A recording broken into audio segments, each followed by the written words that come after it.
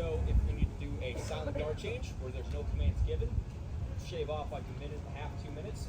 Say a metal pops off, we call it a silent guard change. It's 3 scrapes. And if it's 1 scrape, it's kind of saying hello. So we'll scrape y'all or scrape the guy opening up the chains. And then cheater bump, same thing, just flipping the sides of our shoes when we're walking. It's the same thing, just saying hello. What's the significance of the 21 seconds and the 21 steps in between? Yeah, so it calls back to the 21 gun salute. It's the highest military honor that can be bestowed on fallen service member. So we try to implement that as much as possible. 21 seconds basically sitting down the mat, 21 steps as much as we possibly can.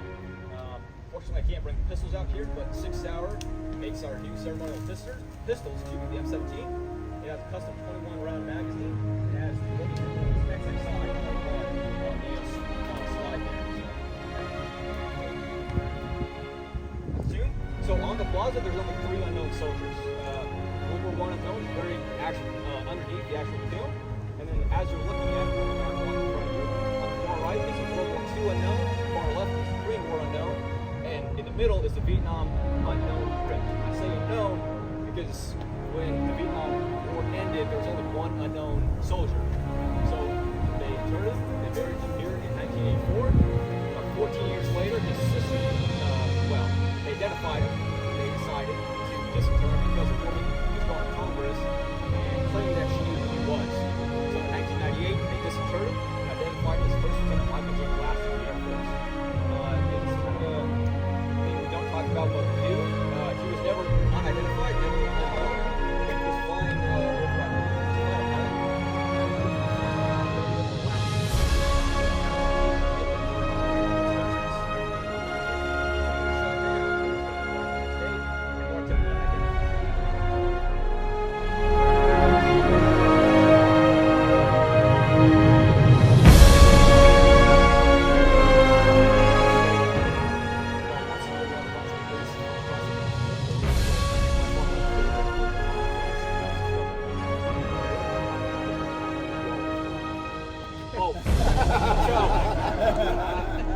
I'm not from the South. I'm from Idaho.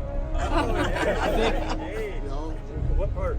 Idaho Falls, southeastern. I'm from Coeur d'Alene. Oh, really? Yeah. Oh, I don't think I've ever been up there. I'll have to visit. Oh, yeah, you have to. Oh, yeah. Hoping to go back here Are in a you a couple weeks. skier? Was it? Are you a snow skier? No, I snowboard though. Oh, do you? I'm a big snowboarder, yeah. You need to go to Silver Valley. Silver Valley. All right, Silver Valley. I'll They check it got out. a gondola that goes up on the mountain. Awesome. Well, yeah, we got a couple guys from the South.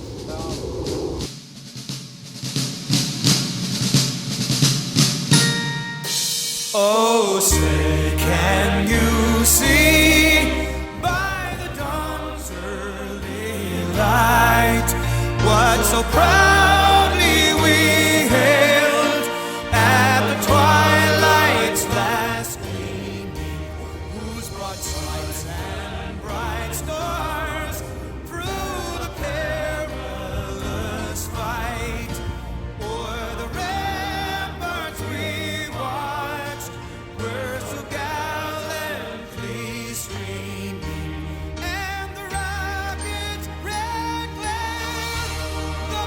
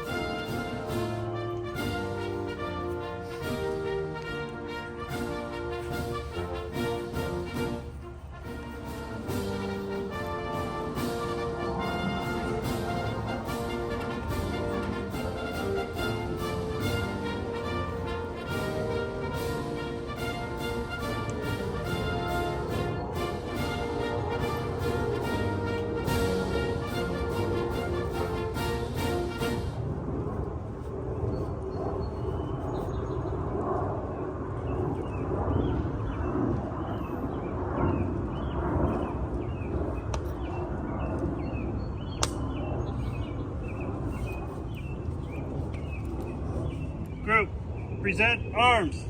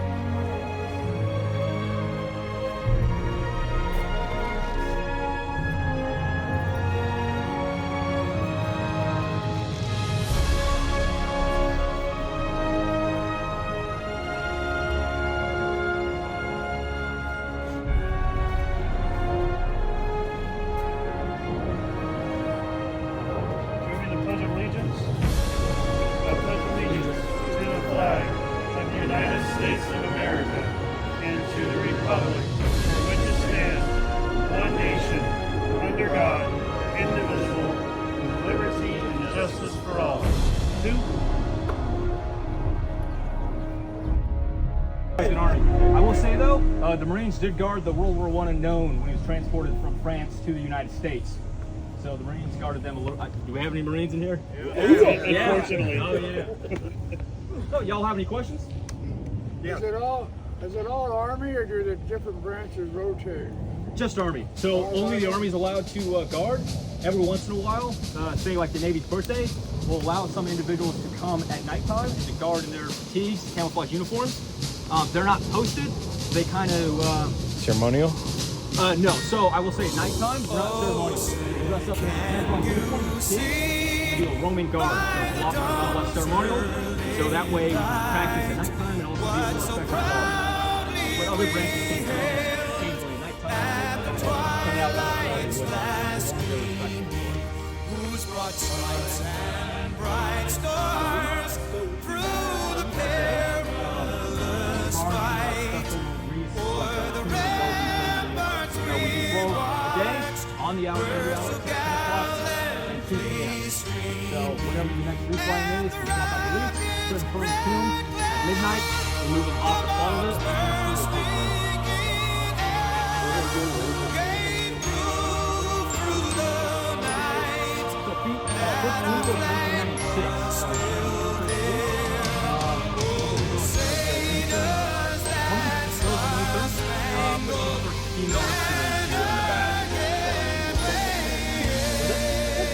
yes, so the trumpet players, they're not part of the team. They just play the Army band, so they start tapping you up. So don't try to dive down and start tapping.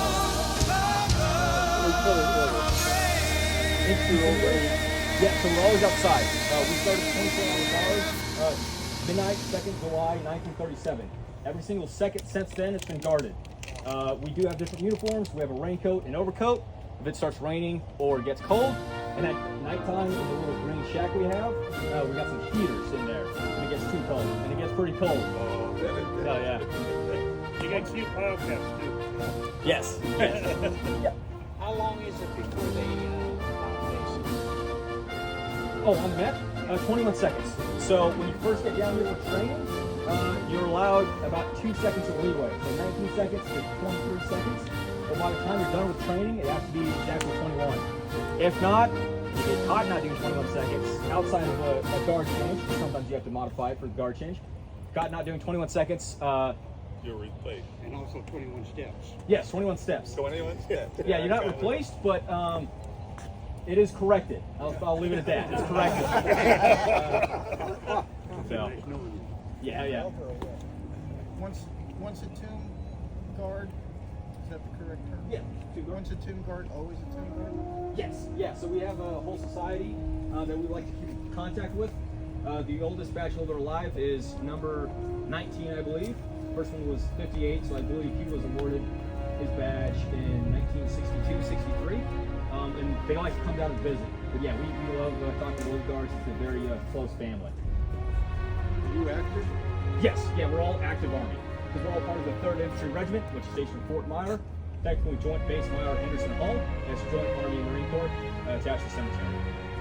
How many officers or enlisted do you have as guards?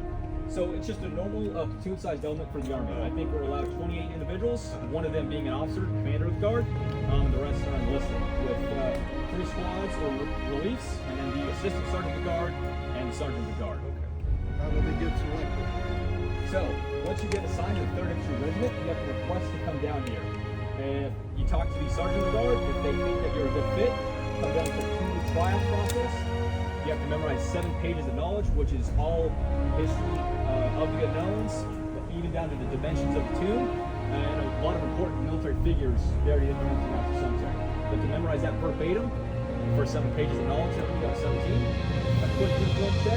We're not, expecting perfection, but we try to make it look a little bit nicer. And then outside performance. So they train early in the morning before the cemetery opens, and after end of 2 weeks, they get bloused up ceremonially and do like 5-10-minute walk on the mat and a guard chant. If they think they have potential, then they come down here for a year of training. Over that year of training, they just get, it's more or less self-paced, about 8 more months. You get tested 4 times with stricter uniform standards, more knowledge you have to memorize, and stricter outside performance.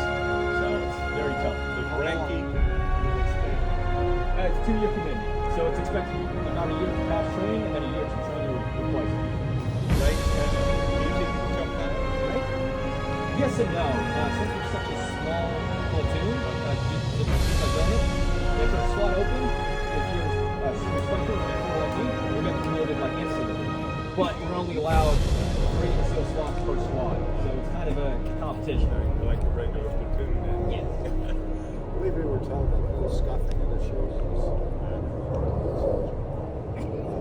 I also noticed, at least I thought I did, that they're walking 1 foot to the other. Yes.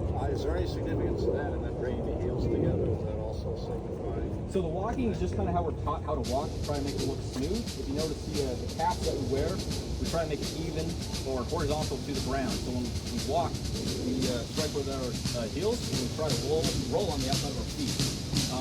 Now the flicking that y'all hear, we have metal pieces on the side of our shoes. Oh, say, can you see 3rd by Cavalry the dawn's early light They were stored on the what boots so when they were proudly we hailed at the twilight's last gleam? So whose broad stripes and bright stars through the perilous fight o'er the ramparts we watched, were so gallantly streamed, and Ryan's red the bombs bursting within gave proof through the night that our flag was still there. Oh, say does that star-spangled banner yet wave o'er the land of and the hope of the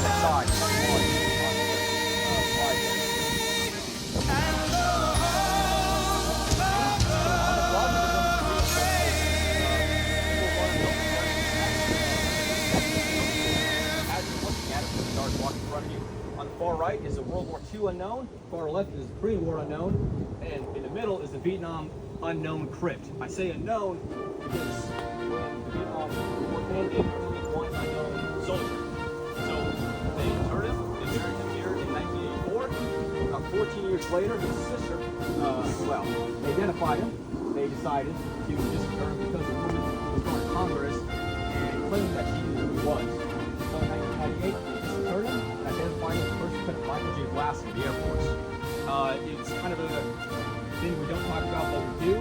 He was never unidentified, never unknown. He was flying over, I believe, fighter pilot, and I believe he was flying over Cambodia or Laos. At the time, we couldn't admit that we were operating in those countries during the Vietnam conflict. So when he was shot down, they recovered his body the next day and marked him unidentified. So it took his sister, Patricia Blassie, 14 years to fight U.S. Congress to disinter him. But it is still there and left empty to honor all fallen soldiers in Vietnam that have yet to make it back. Their bodies have yet to be recovered. It's a way to pay respect to them. How did we do as far as? Oh, it was great. Yeah, I was actually the sentinel that laid the wreath with y'all. So, Right. Yeah, I always love laying the wreath with y'all. Usually it's school groups or about once a year we have a bunch of police from across the country laying the wreath. But by far my favorite is honor flights. Most of you guys out here. What part of the South are y'all from? Oh, so I'm not from the South. I'm from Idaho. Oh yeah. What part? Idaho Falls, southeastern. I'm from Coeur d'Alene. Oh, really? Yeah. Oh, I don't think I've ever been up there. I'll have to visit. Oh yeah, you have to. Oh, yeah. Hoping to go back. Here Are in you a couple weeks. skier? Was it? Are you a snow skier? No, I snowboard though. Oh, do you? Yeah, big snowboard. Yeah. You need to go to Silver Valley. Silver Valley. All right. Silver Valley. I'll They check it got out. a gondola that goes up on the mountain. Awesome. Tour guide. Yeah, we got a couple guys from the south. We got a guy from Louisiana. I think we have one from Texas. I know that we don't have any because they always let you know that they're from Texas. Yeah, I got friends down from the south, and so I picked up on a lot of You do.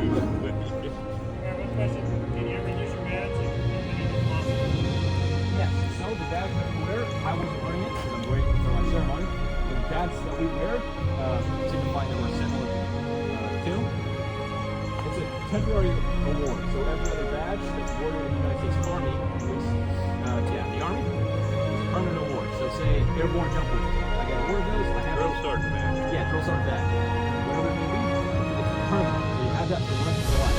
Two badges will vote even after service. So say I get mine awarded, I get out of the Army, 30, 40 years from now, I get caught drinking and driving. If they found out about it, they could revoke it.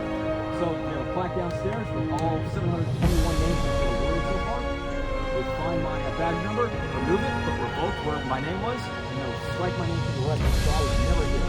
So they delete everything. So I've seen it. There's a big chunk of blanks. Yeah, there's about 20 or so revoked and a handful administrative error.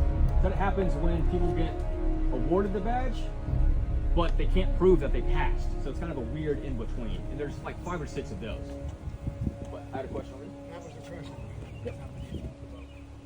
All right, last question. What's your badge number going to be? 722, 722. Is your century going to be here? They never sing cap. I actually was not aware of that.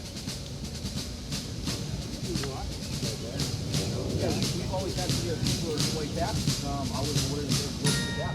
I'll have to look into that. Oh, say, can you see by the dawn's early light what so proudly we hailed at the twilight's last gleaming, whose broad stripes and bright stars